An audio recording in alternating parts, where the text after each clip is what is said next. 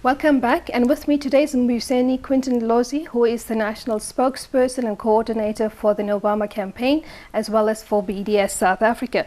And before we went to the break, we played out with the clip of Louis Farrakhan, where he speaks about America's guilt in terms of morality.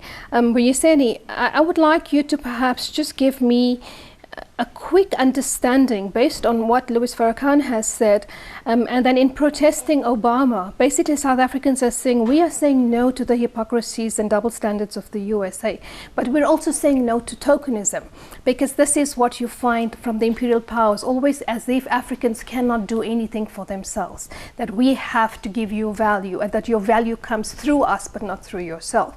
And so as a result of the UJ honorary doctorate, is it tokenism because Obama is a black man? Well, I think that it's many things, certainly. Firstly, I think that the University of Johannesburg, quite, I think, misguidedly, wants to insert itself into the symbolic value that the United States and many people who have a relationship with the US since it elected President Obama, which is the blackness of President Obama, the symbolic value, to try to prove what I think the US, by electing President Obama, wants to prove to the rest of us. And that is perhaps it's a post-racial society. UJ would like to say that it's a post-racial university. But I think it's false. I think that you don't do that. First of all, it doesn't lie in the color of the skin of the person. It lies in the politics of the color of the skin of the person involved. And for us here in this country, we know that black consciousness always distinguished between house niggers and niggers that are in the field, in the plantation. And that distinction comes from those who use the blackness of their skin attitudinally and refuse it as a means of their own oppression. And that's the road towards a specific black politics that is progressive. And I think that the University of Johannesburg is trying to prove to us that it's beyond, but it's not. We know within the university, black people, black students in particular, still struggle. There's lots of racism from the security in UJ. The University of Johannesburg still struggles, particularly the former Rao campus, with the academic culture that is still there. But what is also more interesting is that they're giving him honorary degrees of Doctor of Laws.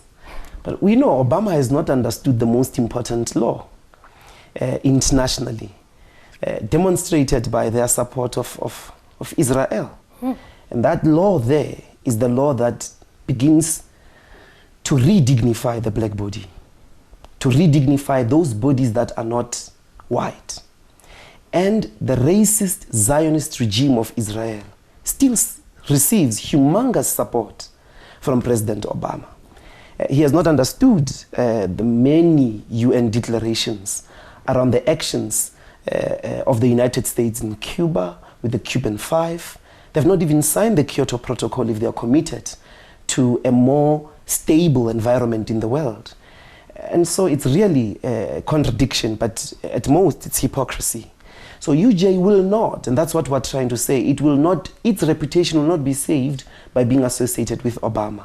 It can only be saved by concrete structural transformation of the entire institution in terms of its pedagogy, in terms of its culture, in terms of its politics. That's excellent, because I know there's a new debate now also about transformation and the inadequate transformation that South Africa has been through. I mean, much of it has been raised in Sabita Blanche's Lost in Transformation. The Ahmed Kathrada Foundation is also hosting a conference to discuss the issue of race and racism, and of course colonial and imperial texts or education still within the South African universities. And I think you have just illustrated that it's still very much alive in our universities.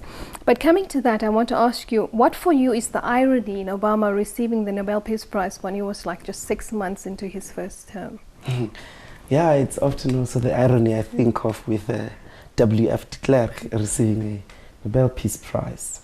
Sometimes I think these things are trying to gesture to Nobel Peace Prizes, are sometimes awarding peacemakers Sometimes it seems in this case they were trying to award a potential peacemaker. They were trying maybe to boost his confidence that we hope you will deliver peace, which he has failed. Well, he still has a few years, but it's unfortunate. I think that I mean, for us who thought with his rise in what remains a very racist society in the United States, that he made it to the echelons, that his politics will be stubborn, stubbornly seeking change. But we have not seen him do that. We have not seen him do that. We have not seen him insert a different order. America's morality, moral stature and reputation in the world was incredibly affected during the days of George W. Bush.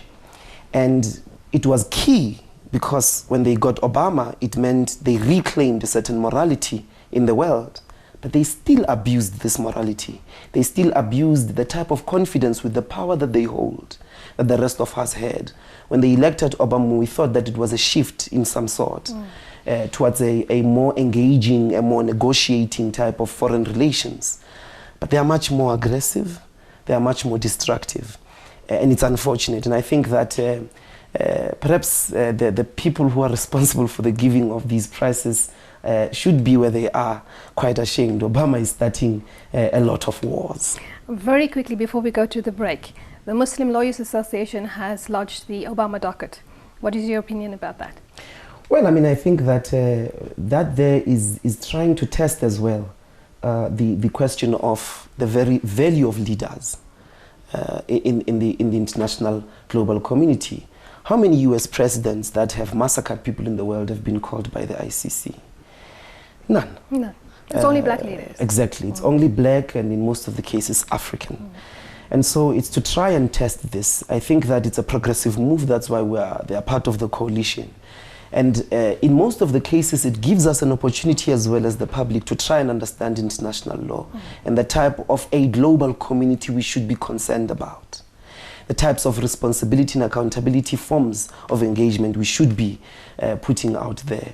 So, and I think that I hope South Africans will focus on the developments. It's the test of our own courts, the test of our government, is the test itself, even of the conscience of Obama. Okay, and let's hold that there. We have to go to a break, and when we come back, we're in the final segment, so we'll see you after the break.